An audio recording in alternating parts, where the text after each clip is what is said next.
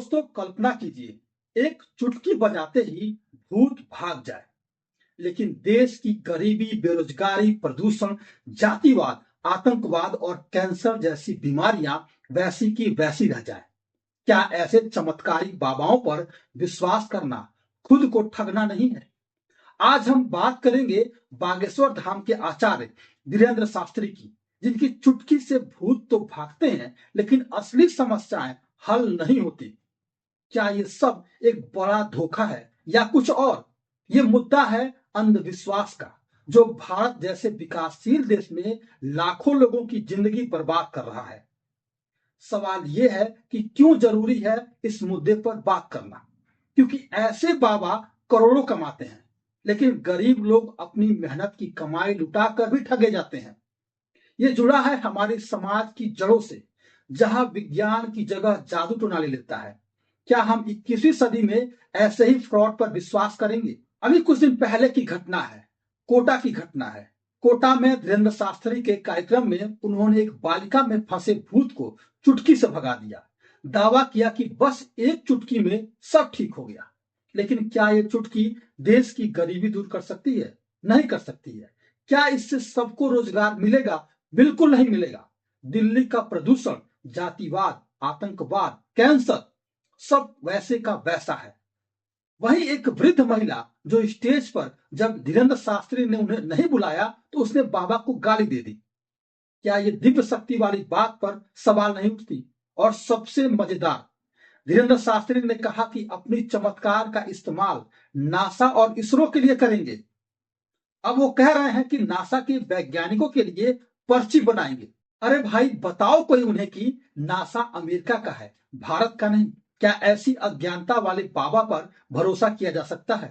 पहले लोग हालेलुया का मजाक उड़ाते थे, लेकिन अब धीरेन्द्र शास्त्री के भूत भगाने पर चुप क्यों है? क्या ये डबल स्टैंडर्ड नहीं है? ये मामला नया नहीं है दोस्तों। धीरेन्द्र शास्त्री पहले भी ऐसे दावे कर चुके हैं। बागेश्वर धाम में हजारों लोग इकट्ठा होते हैं, लाखों लोग इकट्ठा होते हैं, जहां वो पर्ची पर नाम लिख करके दिव्य दर्शन करते हैं। लेकिन क्या ये जादू है या ट्रिक? पहले भी धीरेन्द्र शास्त्री को नासा और इसरो का कंफ्यूजन आया।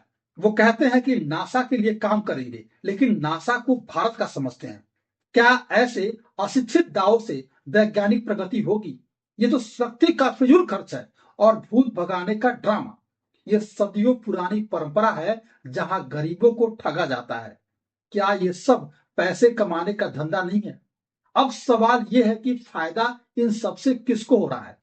सीधा सा सवाल है, इसका फायदा धीरेन्द्र शास्त्री को हो रहा है। जहां करोड़ों का दान इनको मिलता है, इनके फॉलोअर्स बढ़ रहे हैं, इनको फेम मिल रहा है। लेकिन नुकसान किसका है? आपका और मेरा, आम आदमी का। गरीब परिवार अपनी आखिरी कमाई दे करके भूत भगाने जाते हैं, लेकिन बीमारी ठीक नहीं होती। क्या ये धोखाधड़ी नहीं है? जवाबदेही कौन लेगा? सरकार, जो ऐसे कार्यक्रमों को रोक नहीं पाती, या हम खुद जो अंधविश्वास में फंसते जा रहे हैं? ये दलदल है, लेकिन इस दलदल से हम निकल नहीं पा रहे हैं। विश्वास कर रहे हैं कि एक चुटकी से भूत भाग जाएगा। क्या विज्ञान को छोड़ करके जादू पर भरोसा करना खुद को बेवकूफ बनाना नहीं है?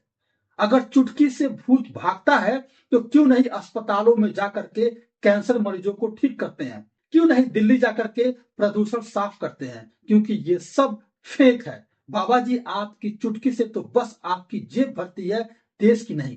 क्या आप जानते हैं कि अंधविश्वास के चक्कर में भारत में हर साल कितने लोग मारे जाते हैं? एनआरसीबी के मुताबिक, एनआरसीबी की रिपोर्ट है कि 2020 में 88 लोग जादू टोना से मारे गए और 11 लोगों की नरबली चढ़ गई। 2021 में 68 जादू टोना से और 6 लोगों की हत्या नरबली में कर दी गई। ये सिर्फ रिपोर्टेड केसेस है, जिनकी रिपोर्ट के थानों में दर्ज हुई। 2014 में 156, 2015 में 135, 2016 में 134 जादू टोना ने लोगों की जान ले ली। तो रिपोर्ट कहती है कि हर साल 150 से ज्यादा लोगों की हत्या जादू टोना के आरोप में कर दी गई है। झारखंड में तो सबसे ज्यादा हत्या होती है जादू टोना के आरोप में। झारखंड में 2001 से लेकर के 2021 तक 593 महिलाओं की हत्या जादू टोना के आरोप में हुई है। अब सवाल ये उठता है कि इन सबसे फायदा किसे हो रहा है? तो ये फायदा ऐसे बाबाओं को हो रहा है जो डर का फायदा उठाते हैं। नुकसान गरीबों का हो रहा है जो डॉक्टरों की जगह बाबा के पास जाते हैं और जान गंवा बैठते हैं।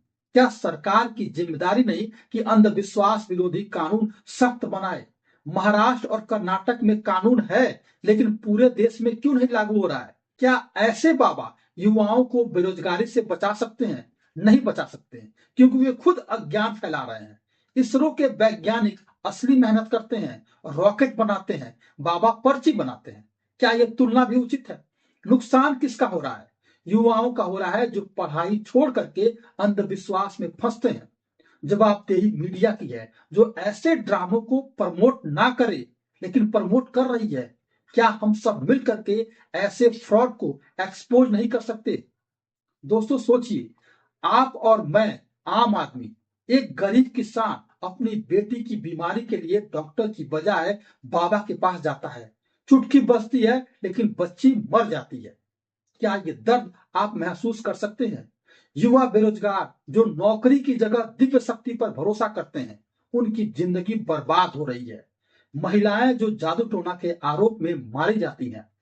क्या ये हमारी बहन बेटियां सुरक्षित हैं ऐसे समाज में? हालेलुया वाले ईसाई प्रचारकों का मजाक उड़ाने वाले कहाँ हैं? धीरेन्द्र शास्त्री के भूत भगाने पर वो चुप क्यों है? क्या हिंदू अंधविश्वास को जस्टिफाई करते हैं? सोचिए, दिल्ली में प्रदूषण से हर साल हजारों लोग मरते हैं। क्या चुटकी से दिल्ली साफ हो जाएगा? नहीं होगा। जातिवाद से कितने दंगे होते हैं, क्या बाबा इसको ठीक करेंगे? कभी नहीं कर सकते। गरीब बच्चे स्कूल की जगह मंदिरों में भटकते हैं। क्या ये हमारे बच्चों का भविष्य नहीं बर्बाद हो रहा है? आप और मैं अगर आज जागरूक नहीं हुए तो कल हमारे परिवार ऐसे मामलों से ठगे जाएंगे। बाबा जी, आप भूत भगाते हो, लेकिन देश के असली भूत जैसे कि गरीबी को क्यों नहीं भगाते? आप भगा ही नहीं पाओगे, क्योंकि वो असली है, फेक नहीं है।